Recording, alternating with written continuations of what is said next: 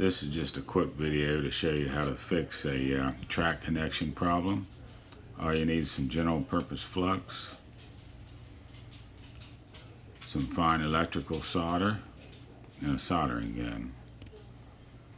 And as you'll see here, you can do this as the track is put together. All you do is apply some flux to the joints, touch the joints with your soldering gun until the flux melts, and then immediately apply a small bead of solder. The flux will make the solder suck down into the track. It'll be nice and smooth on top, so you won't have any trouble with the cars running over it, and you'll never have another issue with your connection point again.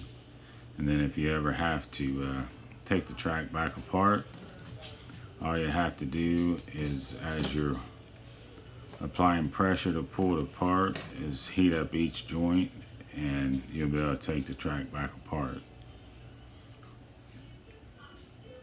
I hope this video was helpful. Thanks for watching, and please like and subscribe.